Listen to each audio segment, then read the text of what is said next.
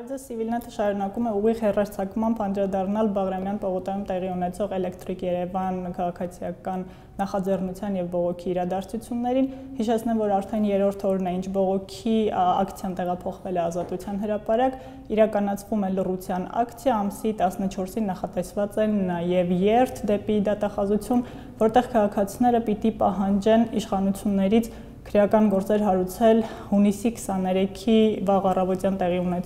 ունեցած միջադեպի կապակցությամբ, երբ ոստիկանները հարձակվեցին խաղաղ ցուցարարների վրա, որոնք նստացույց էին իրականացնում Բաղրամյան պողոտայում եւ ջրցանով ու հատուկ տեխնիկա օգտագործելով բերման ենթարկեցին այնտեղ եղած քաղաքացիներից ավելի քան 230 անձ ոստիկանական բաժանմունքներ այնուհետև ազատ արձակվեցին եւ վերադարձան Բաղրամյան պողոտա։ Այսօր ես Բաղրամյան պողոտայում տեղի ունեցած իրադարձությունների, քաղաքացիական այդ նախաձեռնության ձեռքբերումների, բացթողումների եւ դասերի մասին զրուցելու եմ Մարդու իրավունքների եւ ժողովրդավարության ինստիտուտի հիմնադիր քաղաքագետ իրավաբան Արմինե Առաքելյանի հետ։ Ողջույն Արմինե, շնորհակալություն հրավերն ընդունելու համար։ Արմինե, ինչպես արդեն նշեցի, Բաղրամյան պողոտան մոտ 2 շաբաթ փակ մնաց քաղաքացիների կողմից, ովքեր դուրս էին եկել պահանջելով իշխանություններից չեղարկել հանրային ծառայությունները կարգավորող հանձնաժողովի որոշումը էլեկտրոէներգիայի սակագինը բարձրացնելու վերաբերյալ դեպքեր տեղի ունեցան առաջի 2 օրը բախումներ, այնուհետև բավական խաղաղ ընթացավ եւ հետո երբ ամսի 28-ին էր, երբ ոչ թալանի նախաձեռնությունը որոշեց տեղափոխվել Ազատության հրապարակ, շարժումը սկսեց արդեն դանդաղորեն մարել եւ 3 օր առաջ տեղափոխվեց Ազատության հրապարակ։ Հիմա ուզում եմ որպես քաղաքագետ գնահատեք, որոնք էին այն հիմնական առավելություններն ու ձեռքբերումները, որոնք այս 2 շաբաթների ընթացքում ամրագրեց քաղաքացիական սեկտորը Հայաստանում։ Ես փորձեմ նաեւ իբր քաղաքացիական ակտիվիստ խոսել, այսինքն չեզոք դիրքերից չեմ խոսելու։ Եվ փորձում էի այս 2 շաբաթը նաև հանրային չարտահայտվել, որպեսզի չազդի որևէ ձևով պայքարի մասնակիցների մտածողության վրա։ Ես կարևոր եմ նկատում, որ սա հերթական ընդվզում եւ բողոքի ցույցերի մեջ է մտնում, որը վերջին շրջանում այդպես սկսել է մի քիչ հերթական դառնալ։ Բայց իբր քաղաքացիական շարժում չեմ գնահատում, իբր քաղաքացիական պայքար համարում եմ։ Իր ձեռքբերումները, կասեի դրական իմաստով նրանում է, որ կարողացավ բազմաքանակություն ապահովել, դա ինքնին մեծ հաջողություն է, նոր մարդիկ ներառվեցին եւ դա նաեւ դրական է, որովհետեւ ամեն նոր մարդ, որ մտնում է քաղաքացիական պայքար, կարելի ասել կնքվում է այն իմաստով, որ սկսում է դոգորվել պայքարի ոգով եւ նաեւ փորձառություն է ձեռք բերում։ Սա նաեւ հաջողություն է։ Բաղրամյան փողոցի ընտրությունը դա ճիշտ որոշումներից էր, որտեղ ստրատեգիկ աշխարհագրական տարածք է եւ դրա 2 շաբաթ փակ պահելը նաեւ հաջողություն եմ համարում։ Մյուս դրական կողմերից կարելի ասել քաղաքացիական ինտերակցիայի փոխանակումների հնարավորություններ, կան նաև բացթողումներ, բայց նաև հնարավորություններ տարբեր զանազան խավեր, խմբեր եւ այլն կարողանան իրար հետ շփվել, իրենց մտքերը եւ այլն տարածել, դա կասեի հիմնական դրական կողմերն էին։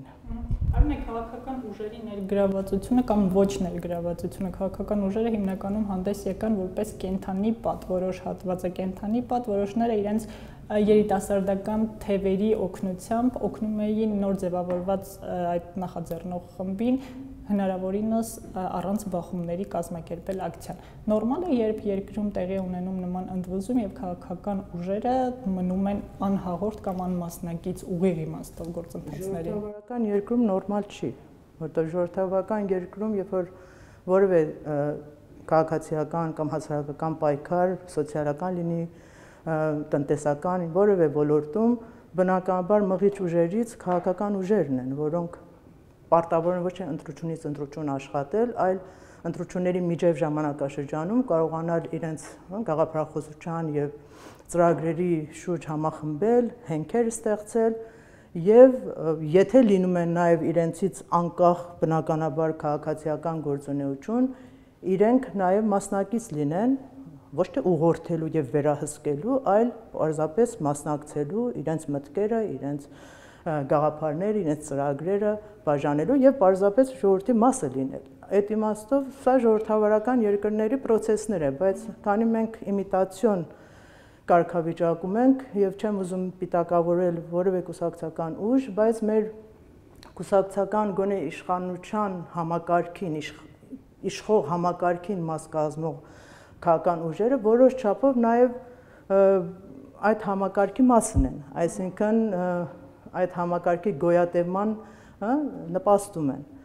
Իսկ այդ պատը, որ դուք կենթանի եք կոչում, ես ամոթի պատ եմ ասում, որովհետև սա ներառում է մեր պատմության մեջ էլ եղել է էլիտաներ, այլասերված էլիտաներ, որոնք միշտ իշխող համակարգին են ծառայել եւ պատնեշ են լինում այդպես պաշտպանելու համակարգը ընդդեմ ժողովրդի։ Եվ սա սիմվոլիկ էր, որովհետև նայեք մեր պատմության մեջ անդադար կրկնվել է մարտի 1-ին նույնն էր, այդ պատը փոխաբերական կարող է լինի, բայց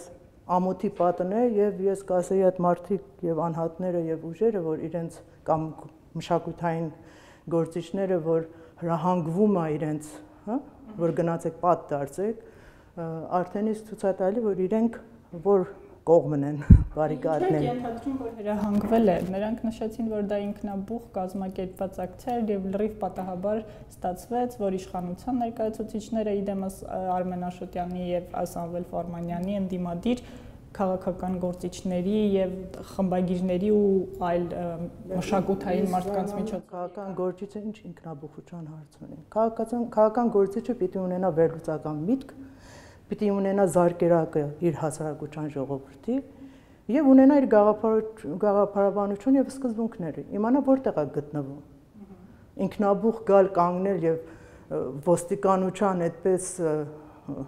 կողմ եւ ժողովրդին հակառակ, հետո էլ փախնել, երբ որ խնդիր է պատահում,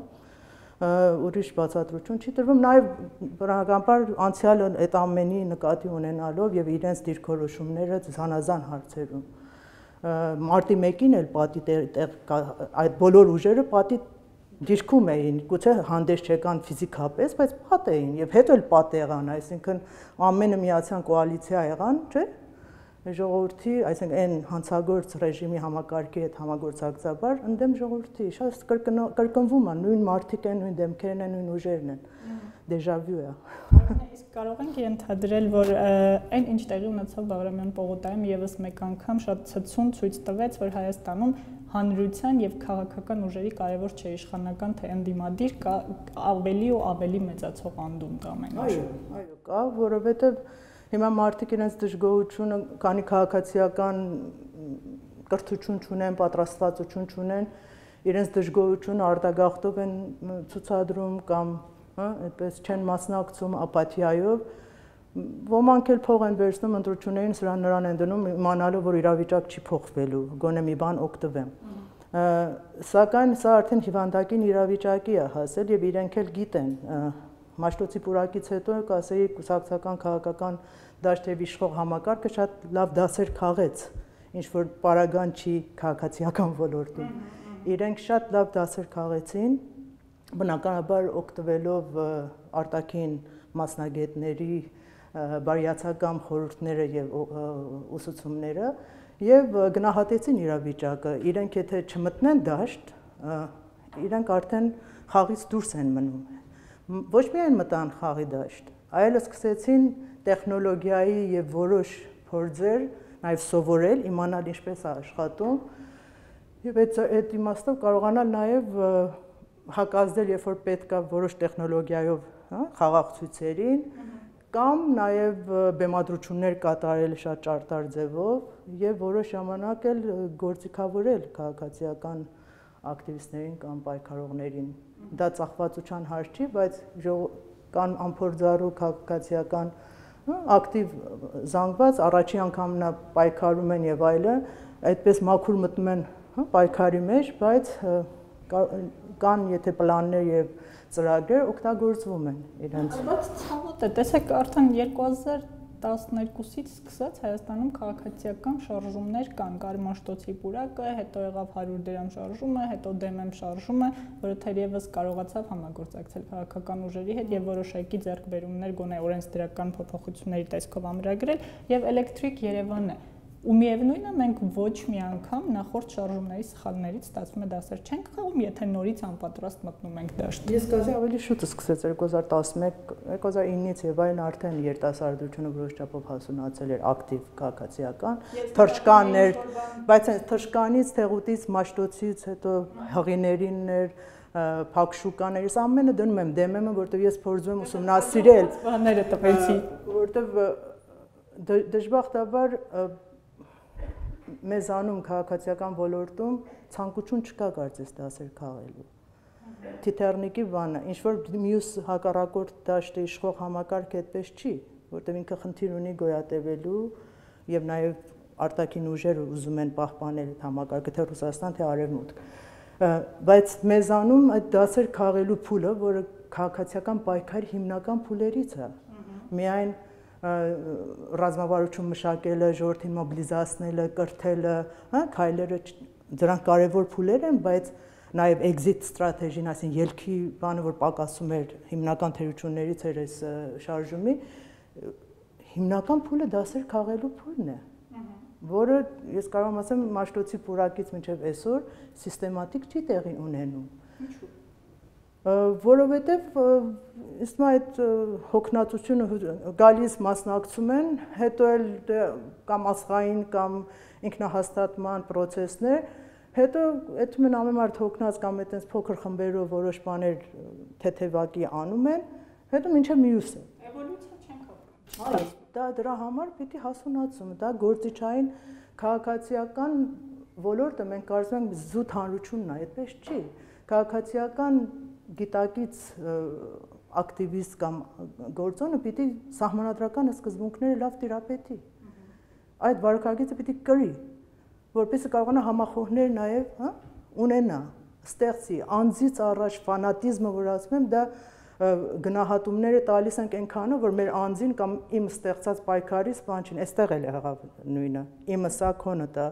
Մաշտոցից հետո, 100-ից հետո, իմը քո, ես հաջողամ, դու չհաջողար, այսինքն դա ֆանատիկ մոտեցում է, կախվածություն, այն ինչ որ դու արել ես, դա պիտի դիստանցիա վերցնես եւ նայես, որ այդ ոլորտը մեկ է, որտեղ ամենս նույն նավի մեջ ենք, անպայման չի դու երևաց, անպայման չի որ դափնեները բաժանենք, կարևորը այն սկզբունքները, այն նպատակները, այն ճանապարհացույցը, որ եթե մշակում ենք միասին կարողանանք դրա վրա էլ մեծ հաշվետվություն տանք, տեսնենք որտեղ հաջողեցինք, որտեղ չհաջողեցինք, որպեսզի որակական զարգացում ապրենք։ Այդտեղ է որ տեղի չի ունի։ Ես որ հիմա նայում եմ 2011-ից մինչև այսօր շատ լավ շարժումներ եւ ավելի ճիշտ քաղաքացիական պայքարներ են տեղի ունեցել, բայց որակական զարգացում չեմ նկատում։ Այո, քանակական կա, այո, նոր մարդիկ ներառվում են, բայց իմացության ընդհանուր կապիտալի իմաստով իմացության, փորձառության, ռազմավարությունների մշակման, ժողովրդի մոբիլիզացման, այդ ոլորտում որակական զարգացում տեղի չի ունենում։ Դրա համար ամեն անգամ նոր պայքարում ճիշտ կարծես զրոյից են սկսում։ Այննանք էլ որոշ կապիտալ ունեն, քանի ժամանակին չեն աշխատել, ես հիմա սկսել եմ համեմատել քաղաքացիական պայքարները քաղաքական ոլորտի հետ, որ ընտրությունից ընտրություն է աշխատում։ Դժբախտաբար քաղաքացիական գործոններն էլ սկսել են իշխող համակարգի որոշումից որոշում հակազդել։ Հակազդող դիրքում են, իրենք օրակարգ չեն, մենք չենք կամ օրակարգ թելադրենք, իսկ օրակարգ թելադրելու համար պիտի կարողանաս այդ կապիտալը կուտակես, դրա վրա զարգանաս, մի քայլ ավել է տաս։ Հիմա արդեն հաշվարկած է, ատամները ասում են հաշված է։ Այս 3 տարում լուրջ աշխատանք է տարվում իշխող համակարգում, ասեցի արտաքին ուժերի շնորհիվ մասնագետների։ Իրենք զնում են ով ինչա, ինչ կարողություն ունի, ինչ երբեմն էլ այս պայքարների ժամանակ, որ իրենք նաև թև են տալի, առիթ է գնահատելու, ով ինչ պոտենցիալ ունի, ներուժ ունի, եւ որպեսզի կարողանան վերահսկեն եւ կառավարելի դարձնեն։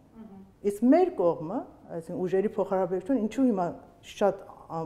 անհամաչափ իրավիճակում է, Էսկոմը չի ջիք թափում, էսկոմը անընդհատ հակազդում է։ Մի բան այլում, որ գազը կթանկացնենք, այդքան գազի համար։ Այսինչն կթանկացնեն ոչ, այդպես չես առաջ գնալու, հույցվելու ես, սպառվես։ Մանավանդ որ մենք Պարսկաստան կամ Մեքսիկա չենք, 80 միլիոն ժողովուրդ։ Եվ 1.5 միլիոն, 2 միլիոն ժողովուրդ է, պիտի հասկանաս այդ։ Չի կատարվում այդ հիմնավոր ուսումնասիրություն, օրակարգ, ստրատեգիա, քայլերի հերթականություն, էվոլյուցիա չի ապրում, որովհետև քաղաքացիական այն սեկտորը, որը պատասխանատու է քաղաքացիական հանրություն ստեղծելու համար, չի աշխատում, թե որն է խնդիրը, ինչու տեղի չի ունենում էվոլյուցիան։ Այո, ինստիտուտները չեն աշխատում։ Ինստիտուտները պիտի աշխատեն, որևէ հասարակության մեջ։ Համալսարանը իր դերը պիտի խաղա, դպրոցը, մտավորականը, չէ՞։ Հասարակական կազմակերպությունները ոչ մեկը իրենց դերում չեն, ոչ մեկը որակական զարգացում չեն ունենում։ Հետևաբար մենք դրա համար ես մեղադրելու հարց չունեմ, այս երիտասարդներին ենք ասում, դե լավ, հիմա իրենց կարողացած անում են, թեև դա էլ իրենք պիտի աշխատեն, դա չի արդարացնում իրենց լուրջ աշխատելը, բայց կարևորը ինստիտուտների աշխատելը, մեզանում թույլ է, մեզանում մենք չենք ունեցել քաղաքացիական մշակույթ։ Հիմա ինչքան էլ ասենք, մենք ազգային ազատագրական պայքարներ ունեցել ենք, բայց հայոց պատմության մեջ, մեր ամբողջ ազգային պատմության մեջ քաղաքացիական մշակույթ եւ պայքարների բան չունենք, փորձ չունենք։ Նոր ենք ինքնանկախ այդպես երկիր եւ 20-25 տարի եւ նոր սկսել ենք քաղաքացիական ոլորտում աշխատել, բայց դժբախտաբար լուրջ աշխատանք չի տարվում։ Հակառակը ասեմ, լինում են վերլուծականներ, պատվիրվում են վերլուծականներ, բայց այդ վերլուծականները հետո չի, ինչպես ասած, հանրային դառնում, ամենս չգիտենք ինչա, ինչ չի։ Ուրեմն մենք պիտի մեր ուժերի վրա հիմնվենք, կարողանանք վերլուծական կենտրոններ ունենանք, լուրջ աշխատենք համալսարաններում, ուսանողները լծվեն այդ աշխատանքի, կարողանան լուրջ աշխատանք տանեն։ Այդ կարողությունը չունենք մեր երկրում։ Արմեն, խոսենք կանանց դերի մասին։ Շարժման մեջ շատ էին ներգրավված երիտասարդ աղջիկները, որքանով սա նպաստեց շարժման հաջողություններ ձեռք ամրագրելուն եւ ինչ որ առումով նաեւ ձախողումներին գուցե օգնեց կամ ինչքանով արդյունավետ էր կանանց ներգրավվածությունը շարժմանը։ Ես ուզում այդ հարցը կապեմ, որտեղ մենք չեկանք թույլ կետերին եւ սխալներին այս պայքարին, դա ոմանք ասում են այդ պառակտման օրը ազգային ազատության հրապարակ թե Բաղրամյան, այդտեղ էր պայքարի անկյունադարձային ժամանակը, ես կասեի չէ, իմ համար այն օրն էր, որ ոստիկանությունը ջրցաններ, մտածված, նախամտածված ջրցաններով եղավ, իսկ ինչ էր հակազդեցությունը, տղայական, թաղային տղայական ուժի հասկացություն, մատերի ցույց տալը, առնանդամների, տղամարդի առնանդամի մեծության, փոքրության սակարկությունը, այսինքն դա կապ չուներ սահմանադրական քաղաքացիական սկզբունքներին եւ վարքագծին։ Եվ հենց այդտեղ անկումը տեղի ունեցավ, որտեղ նույն այդ տարերը գերիշխեցին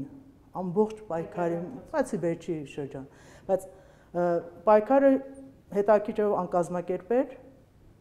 որևէ ձևով ոչ ռազմավարություն, ոչ խոսք, ոչ տեքստ, ոչինչ բովանդակություն չէր կարող ձևակերպել, իսկ մյուս կողմից թե ներքին այդ տարերի կողմից ուժեղ վերահսկված էր, այսինքն ազատությունը սահմանափակվում էր, իսկ աղջիկների եւ կանանց դերակատարությունը պարզապես խոչընդոտվում էր, ինչ որ հետընթաց է, եթե համեմատենք նախկին պայքարների հետ, Մաշտոցը, Թռչկանը, Հայուրը, ամենում աղջիկեր կկանայք, կասեի շատ կարևոր դեր են խաղացել որոշումների կայացնելու, ռազմավարություններ մշակելու եւ շնորհիվ հենց այդ մոտեցումների է, որ այդ պայքարները կարողացել են առաջընթաց իրացնել։ Այստեղ ոչ, այստեղ հենց անկումը տեղի ունեցավ այդտեղ, որ նույն քրեական, տղայական ուժի կանոնները սկսվեց աշխատել պայքարի մեջ։ Կարող է բանավոր ասում են մենք սահմանադրական արժեքներով են, բայց իրականությունը այդպես չէր։ Եվ մյուս հարցերը, որ ես օրինակ տեսնում էի նկարներ, սիրային համբուրվելու կամ խոսում էին սեռական հեղափոխության եւ այլն, ես բոլորովին չեմ կիսում այդ Այսինքն աղջիկերը, եթե սկսում են մատ ցույց տալ կամ տղամարդկանց առնանդամի սակարկության մեջ մտնել, նշանակում է, որ մտնում են այդ ուժի հասկացողության, այսինքն եթե մենք նշանակում է իշխանություն եւ ուժ ունենանք, նույն ձև ենք անելու։ Ինչ է ուրեմն այլընտրանքը իշխող համակարգից։ Մեր համար կանանց իրավունքների ազատագրումը այդպես չի։ Այնա որ դու կարողանաս այլընտրանքային ուժի հասկացություն, իշխանության հասկացություն առաջադրես եւ ինքդ կիրառես։ Իսկ սեռական հեղափոխություն, եթե սեքս անելով է, մի քանիսը սեքս են արել, չգիտեմ ինչա, մեր այգիներում ամեն օր սեքս են անում, ամփոփվում են։ Չէ, բայց կան նաև այդպես տեքստեր, իմ համար դա այդպես չի, սեռական հեղափոխությունը կամ կանանց ազատագրումը տեղի ունենում, երբ որ կինը աղջիկը տնօրենում է իր մարմինը, երբ որ որոշում է ուզում ամուսնանալ կամ չի ուզում ամուսնանալ, ուզում է երեխա բերել, չի ուզում երեխա բերել, եւ չի միայն իրեն իմաստավորում տղամարդուն հաճույք պատճառելու տեխնիկային կարգավիճակը, ընդհակառակը կարողանում է իր կին լինելու ինքնությունը նվաճել, գիտակցել, ինքնուրույն դառնալ, հասարակության մարտահրավեր նետել։ Սա մեկ կողմն է, մյուս կողմը տղամարդկանց, տղաների ընդունելը այդ խաղի կանոնները եւ հարգել եւ ուժի փոխհարաբերությունը փոխել դե ֆակտո, ոչ թե համադրության մեջ հավասար են, դե ֆակտո փոխել։ Նախկին պայքարներում դա եղել է եւ շատ լավ է եղել։ Դրա համար մեր աղջիկները եւ կանայք շատ ավելի հզոր են քաղաքացիական պայքարում։ Եվ սա իմ համար հետընթաց է, որտեղ դա նշանակում է սկսվում է, նաեւ այս ոլորտը այո, նախ մոնոպոլիզացնել, նորից այդար ինչ-որ քաղաքական դաշնայը մյուսը նույն խաղի օրենքներով, սա դրական չեմ համարում, հակառակը։ Վերջին հարցը Արմեն է, ինչպիսին պիտի լինի հետևությունը հետագա քաղաքացիական, չգիտեմ,